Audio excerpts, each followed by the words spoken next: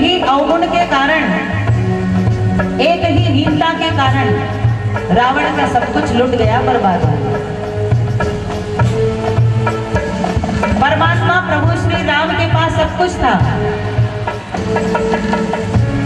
परमात्मा प्रभु श्री राम हर ओहदे से रावण से बहुत बड़े थे, फिर भी रावण हमेशा भगवान राम से कहता था कि प्रभु आप जाति में भी मुझसे छोटे हो, आप उम्र में भी मुझसे छोटे हो, अनुभव में भी मुझसे छोटे हो, मैं हर चीज में बड़ा हूँ, मेरे पास संसार का हर सुख है। सब देवी देवताओं को जिसने अपने लंका में बंदी बना करके रखा, ऐसा रावण प्रभु श्री राम के हाथों मारा गया।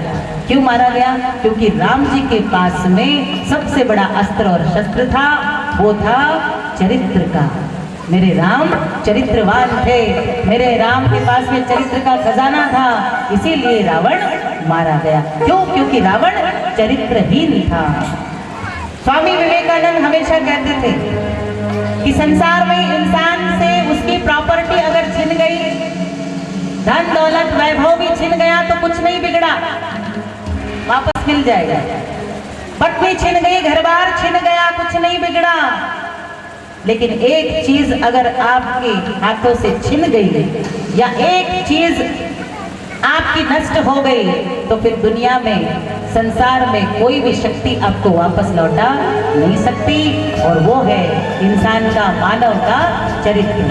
इसीलिए चरित्र की रक्षा करना बहुत जरूरी है। प्रेम से बोलिए, प्रेम से बोलो, सारे बोलो, राधे राधे, मिलकर बोलो, राधे राधे, भाव से बोलो, राधे राधे, आवाज नहीं आई, राधे राधे, ताली बजाकर, राधे राधे, हाथ उठाकर, राधे राधे, ताली बजाकर, राधे राधे, हाथ उठाकर, राधे राधे, सब मिल बोलो, राधे राधे, मिलकर बोलो, राधे राधे, राधे राधे, राधे राधे, राधे राधे, राधे राधे, राधे राधे, राधे राधे, राधे राधे, राधे राधे, राधे राधे, आकाश से बोलो, राधे राधे, धरती से बोलो, राधे राधे, दिशाओं से बोलो, राधे राधे, माता से बोलो, राधे राधे, से बोलो, राधे राधे, भाई से बोलो, राधे राधे, राधे राधे, राधे राधे, राधे राधे, राधे राधे, राधा रमण हरि बोल, जय जय राधा रमण हरि बोल, जय राधा रमण हरि बोल, जय जय राधा रमण हरि बोल, हरि बोल रे, हरि बोल रे, हरि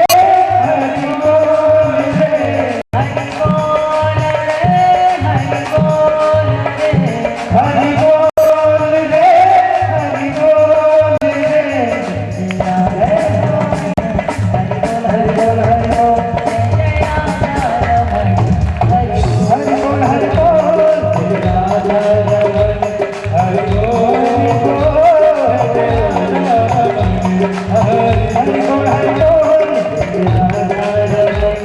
हरि बोल, जय जय राधा रमण हरि बोल, हरि बोल, बोल बोल बोल बोल, जय जय राधा रमण हरि बोल, जय राधा रमण हरि बोल, बोल बोल बोल बोल, जय जय राधा रमण हरि बोल, हरि बोल, हरि बोल, राधा रमण हरि बोल, हरि बोल, हरि बोल, जय जय राधा रमण हरि बोल, हरि बोल, हरि बोल, राधा रमण हरि बोल, हरि जय जय राधा रमण हरि बोल, जय जय राधा रमण हरि बोल, हरि बोल, हरि बोल, जय जय राधा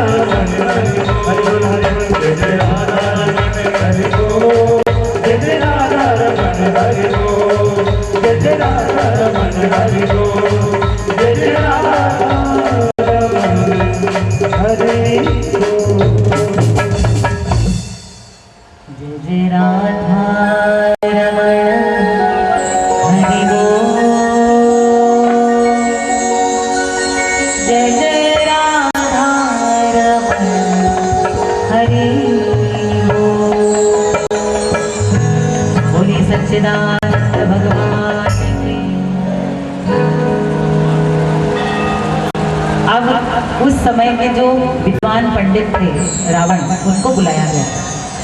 और जब रावण आया भगवान विश्वनाथ के द्वार पर, तो रावण विश्वनाथ को प्रणाम करता है और प्रणाम करने के पश्चात जो भगवान को अच्छा लगता है उस स्तोत्र का भगवान के सामने पाठ करता है। रावण ने भगवान विश्वनाथ को प्रसन्न करने के लिए अपनी बुद्धि से, अपने विवेक से एक सुंदर तांडव स्तोत्र की रचना की। रावण बचपन से भगवान शिव जी का असीम भक्त रहा, बहुत बड़ा तपस्वी भगवान विश्वनाथ का, सबसे बड़ा भक्त। रावण के पास शक्ति भी थी और भक्ति भी थी, इसीलिए तो उसकी लंका की सुरक्षा मां जगदम्बा किया करती। भक्त अगर चाहे तो भगवान को अपने वश में कर सकता है अपनी भक्ति के द्वारा। जितने भी इतिहास में साधक होकर गए, भक्त होकर के गए, सबने परमात्मा को अपने वश में किया अपनी भक्ति के द्वारा। और फिर भक्त जैसा कहता है ना, वैसा भगवान को करना पड़ता है, क्योंकि भक्ति के वशीभूत हो जाते हैं परमात्मा। तो रावण ने अपने एक हाथ में पूरा कैलाश उठा लिया था, तो कोई साधारण हस्ती थी क्या? नहीं। रावण जब भगवान के सामने आया, परमात्मा को प्रणाम किया और भगवान के सामने तांडव स्तोत्र का पाठ करने लगा। एक अलवरा सुनाती हूँ आपको। जटाकटाह संभ्रमं भ्रमं निधिं परिझरि विलोलवीचि वल्लरि विराजमान मोदरि। ओम नमः शिवाय, ओम नमः शिवाय, ओम नमः शिवाय, ओम नमः शिवाय।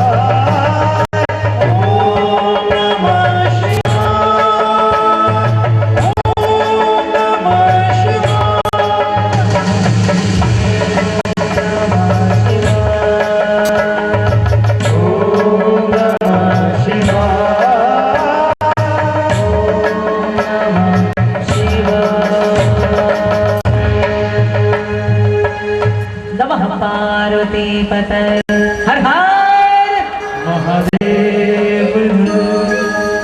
इतनी सुंदर पूजा की रावण ने, इतनी सुंदर पूजा की, कैलाशपति प्रसन्न हो गए, पार्वती परमेश्वर प्रसन्न हो गए, कहने लगे हम आपकी पूजा से बड़े प्रसन्न हुए, मांगो कछु चाहिए तो।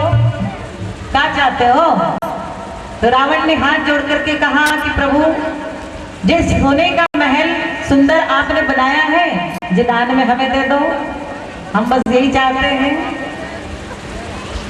परमात्मा ने एक मिनट भी नहीं लगाया देने के लिए, थोड़ा सा भी विचार नहीं किया।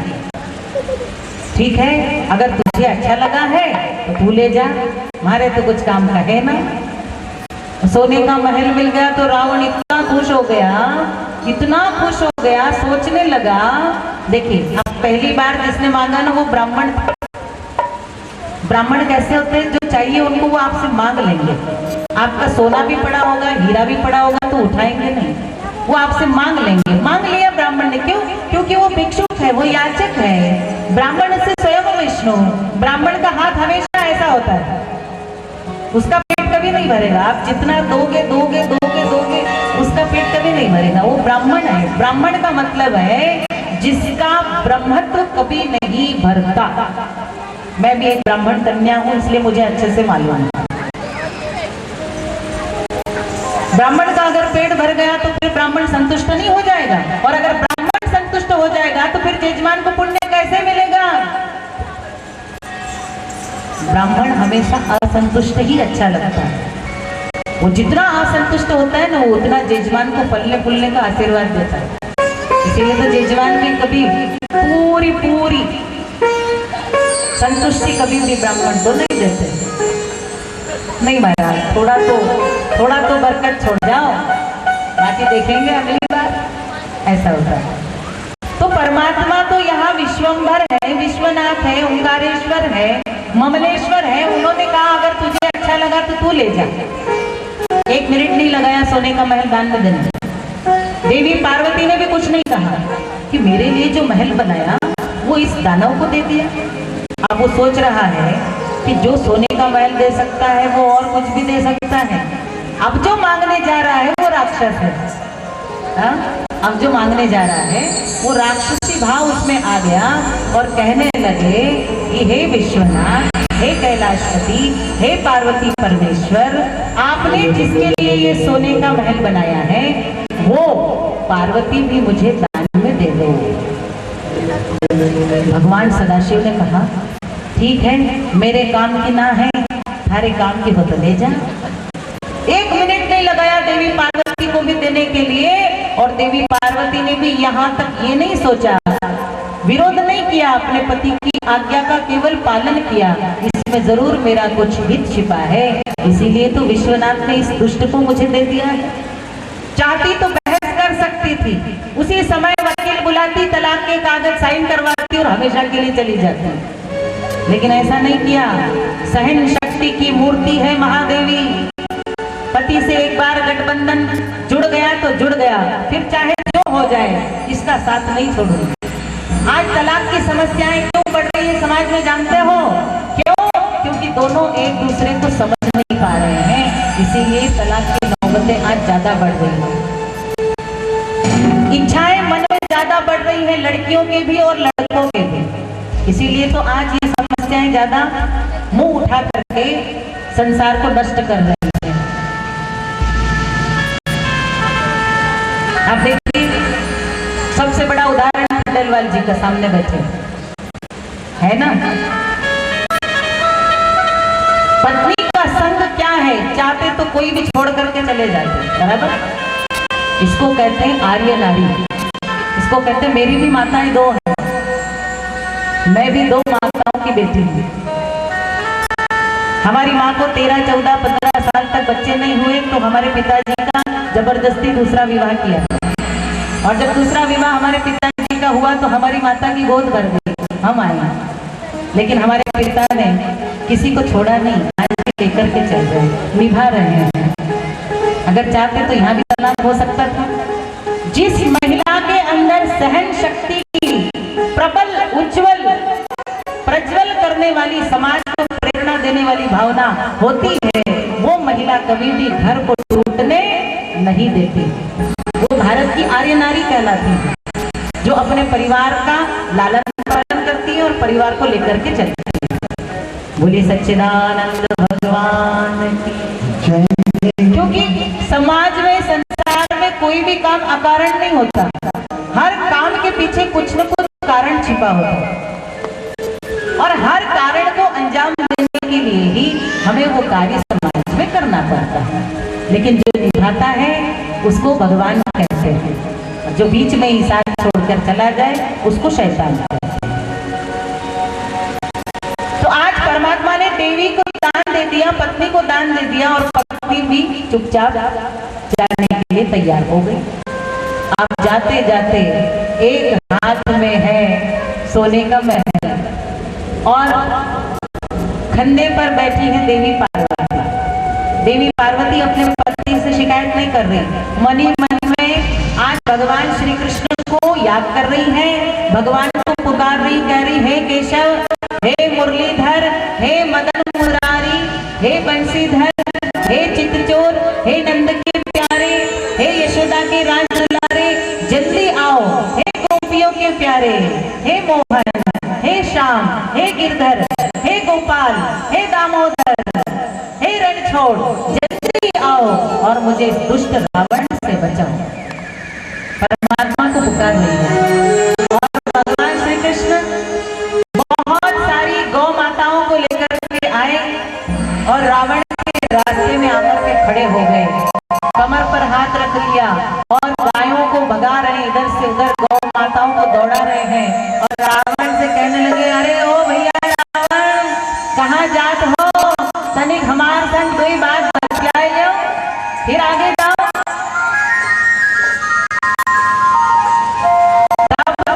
रावण ने कहा कि हे बालक, तुम कौन हो जो मेरा रास्ता रोक रहे हो और इतनी सारी गायों को लेकर के आ गए हो, चलो मेरे रास्ते से परे हट जाओ, मुझे आगे जाने दो।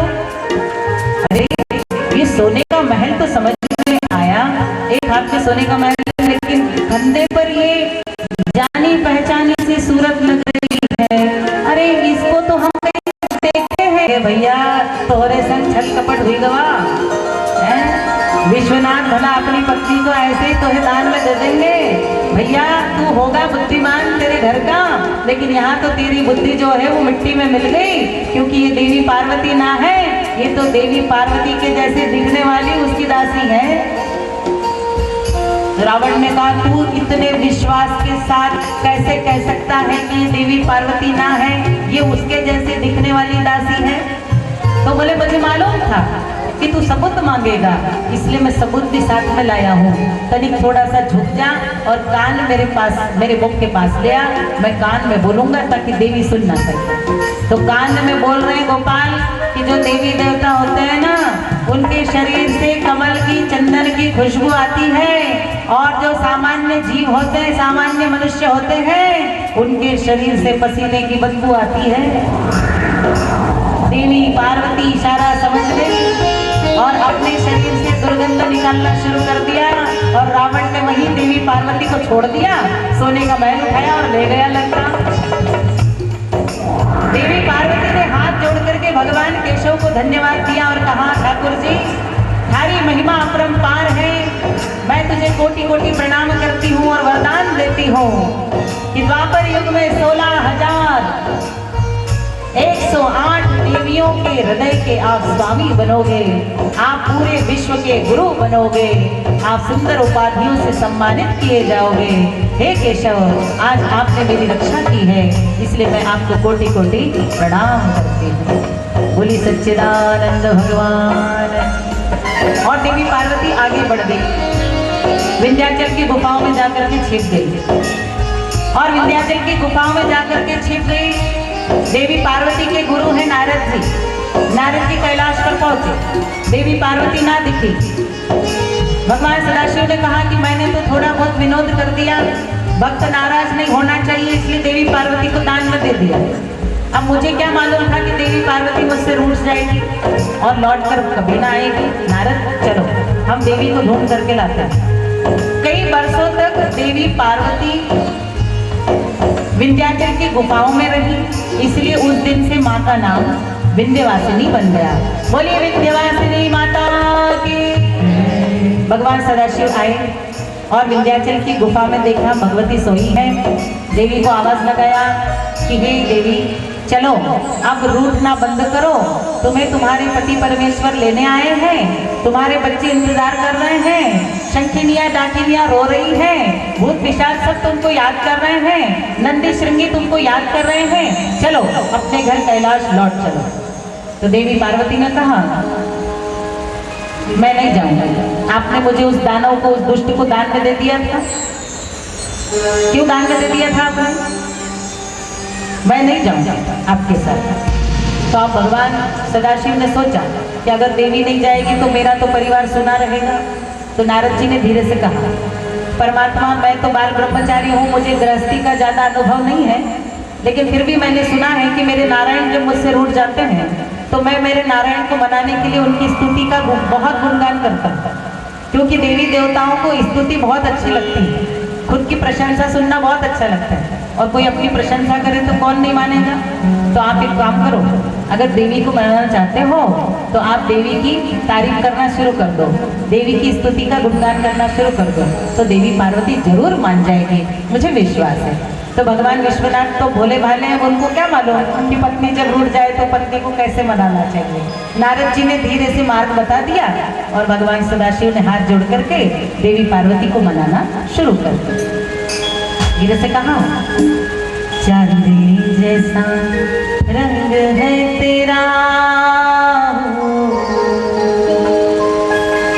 सोने जैसे बाल,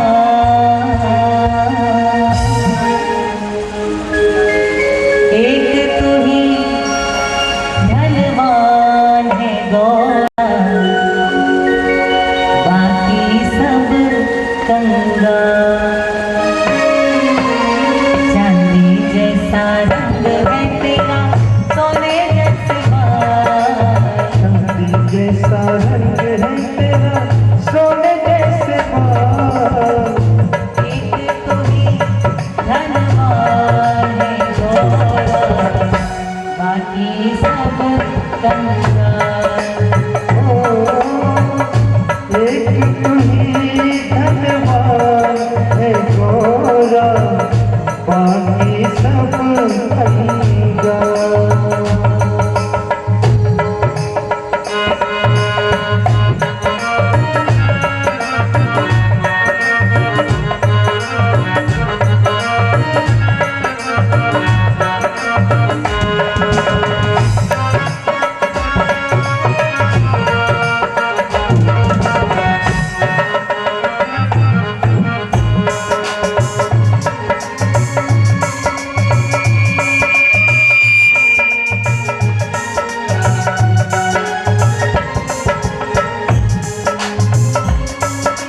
जिस रास्ते से गौरा गुजरे भक्ति से भर जाए,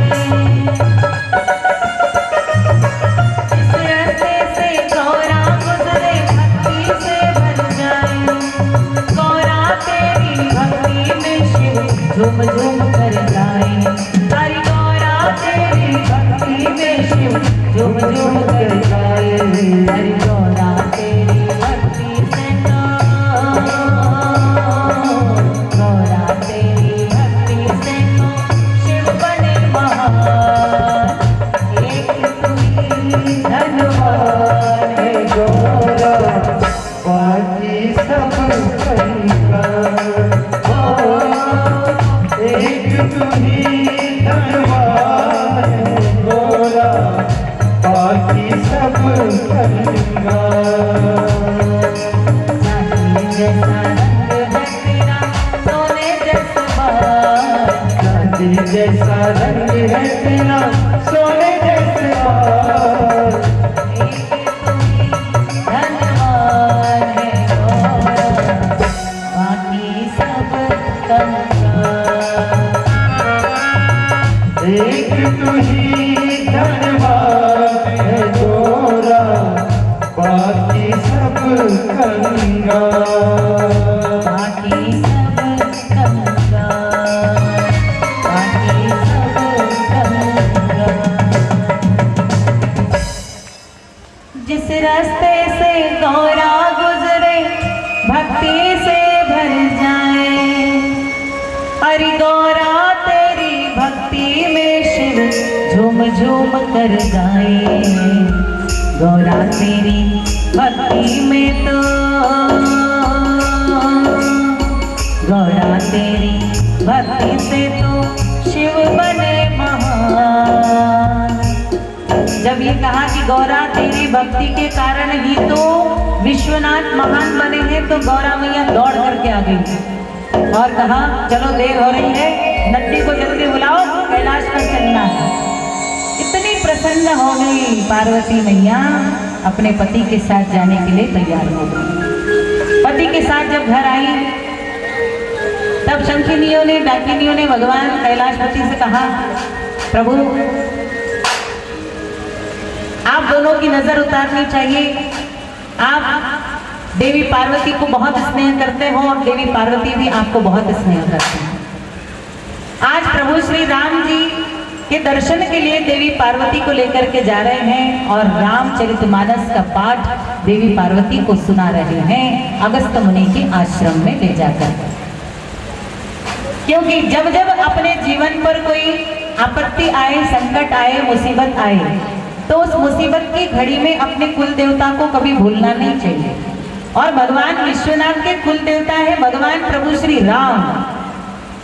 तो राम जी को याद किया है, अपनी धर्म पत्नी को लेकर के राम दरबार में आए हैं। लेकिन क्या करे, विधि का विधान जान, हानि लाभ सहिए, सीताराम सीताराम सीताराम कहिए। परमात्मा को आप जिस नजर से देखोगे उसी नजर से भगवान आपको दर्शन देंगे। इसीलिए बाबा जी ने कहा, जागी रही भावना जैसी, प्रभु मूर्ति देखी तिन्ह तैसी। जागी रही भावना जैसी, प्रभु मूर्ति देखी तिन्ह तैसी। राम सिया राम सिया राम सिया राम, सिया राम सिया राम सिया राम, राम सिया राम सिया राम सिया राम, राम सिया राम सिया राम सिया राम, राम सिया राम सिया राम सिया राम। जागी रही भावना जैसी, प्रभु मूरत देखी दिन तैसी। देवी पार्वती ने कथा सुनते सुनते भगवान राम जी के चरित्र पर शक कर दिया। ये आपके कुलदेवता है, ये आपके राम है, ये आपके भगवान है, ये आपके इष्ट है। अभी देखती हूं मैं इनमें कितना सत्य है, ये कितने सच्चे हैं। और परमात्मा को बिना बताए निकल पड़ी। सीता जी का रूप धर के, सीता जी का रूप धर के प्रभु श्री के सामने पहुंच गई थी। परमात्मा पर जो शक करता है, परमात्मा उसे भी फलीभूत होने का वरदान देते हैं। परमात्मा प्रभु श्री राम ने देखा भगवती की तरफ, सीता रूप में आई है, परमात्मा को प्रणाम कर रही है। तो परमात्मा ने केवल एक ही बात कही, हमारे पिताश्री कैसे हैं। सीता जी के रूप में भी परमात्मा ने अपनी माता को पहचान लिया कि मेरे पत्नी का रूप धर के आए हैं। एक ही बात पूछी, हमारे पिताश्री कैसे हैं। बस उसी क्षण देवी पार्वती पानी पानी हो गई। लज्जा से सिर ऐसे झुका कि फिर कभी जीवन में उठ नहीं पाया। ऐसे हैं मेरे राम, ऐसे हैं मेरे प्रभु। भगवान सदाशिव ने देखा कि मुझे छोड़ करके गई है, मेरी माता का रूप लेकर के गई है, तो अब आज से तेरा और मेरा कोई संबंध नहीं है। परमात्मा ने देवी पार्वती को उसी समय त्याग दिया, क्योंकि तूने मेरे राम की पत्नी का रूप धारण किया, मेरे इष्ट की पत्नी का रूप धारण किया, इसलिए अब तू मेरे कैलाश की शोभा नहीं बन सकती। अब तू मेरे लिए पूजनीय हो गई है, अब मैं तुझे गृहस्थ आश्रम में पुनः स्वीकार नहीं कर सकती। उधर प्रभु ने सोचा कि मेरे इष्ट ने आज देवी का त्याग कर दिया, वो अग्नि में समा गई हमेशा के लिए। और आज परमात्मा ने एक बड़ी सुंदर विडंबना की, परमात्मा पर शक किया, इसीलिए अग्नि में जलना पड़ा देवी पार्वती को। दक्ष प्रजापिता ने भगवान कैलाशपति का अपमान किया उनकी ही सभा में आकर के, और अपने अपमान का बदला लेने के लिए एक बहुत बड़े यज्ञ की रचना की। उस यज्ञ में सबको बुलाया, लेकिन देवी पार्वती के यहाँ, कैलाशपति के यहाँ कोई संदेशा, कोई आमंत्रण, कोई इनविटेशन नहीं दिया। अब उस परिस्थिति में देवी पार्वती ने हट कर लिया कि मैं अपने पिता के घर जरूर जाऊंगी, क्योंकि मेरे पिता ने यज्ञ रचाया है। अब परमात्मा तो पहले ही त्याग चुके हैं, अब भगवान चाहते हैं कि इसको इसकी करनी का फल जरूर मिलना चाहिए, ताकि संसार और समाज को भी प्रेरणा मिले कि जो परमात्मा पर शक करता है या परमात्मा को उल्टी सीधी दृष्टि से देखने का भी प्रयास करता है, चाहे वो भगवान हो, चाहे वो इंसान हो, चाहे वो कोई भी हो, वो भी अपने कर्म से अछूता नहीं रहेगा, उसे भी उस बुरे कर्म का फल भोगना होगा। देवी पार्वती ने हट किया, नंदी पर सवार हुई, पति आज्ञा का उल्लंघन किया और अपने पिता के घर पहुंच गई। पिता के घर पहुंची तो माता ने गले लगा लिया, लेकिन पिता ने मुंह मोड़ लिया। पिता ने पलट करके देवी की तरफ नहीं देखा। बहनों ने ताना मारा और कहा, तेरे पति ने हमारे पिता का इतना अपमान किया, फिर भी तू मुंह उठाकर यहाँ चली आई। बहनों का भी ताना सहन कर गई, सबके कड़वे वचन जहर की तरफ पी गई। लेकिन जब यज्ञशाला में गई तो यज्ञशाला में जो अपमान अपने विश्वनाथ का देखा, वो देख करके भगवती सह नहीं पाई। देवी पार्वती ने देखा कि सब देवी देवताओं की आहुति दी जा रही है, सब देवी देवताओं को बैठने के लिए आसन दिया गया है, लेकिन मेरे विश्वम्भर के लिए एक भी आसन नहीं छोड़ा। तो भगवती विचार कर रही है कि अगर मैं लौट करके आज कैलाश पर जाती हूँ तो मेरे विश्वनाथ इतने भोले हैं, मुझे स्वीकार कर लेंगे, लेकिन मैं उनसे जाकर के क्या कहूंगी कि मेरे मायके में तुम्हारा इस प्रकार से अपमान हुआ। नहीं, मैं अब उन्हें अपना ये मुख नहीं दिखाऊंगी, मैं अपने शरीर को नष्ट कर दूंगी। अब मेरा समय आ गया है कि मैंने जो पाप किया है उसका फल मुझे आज भोगना है। अपने पिता को ललकारा और ललकार करके कहा कि हे दक्ष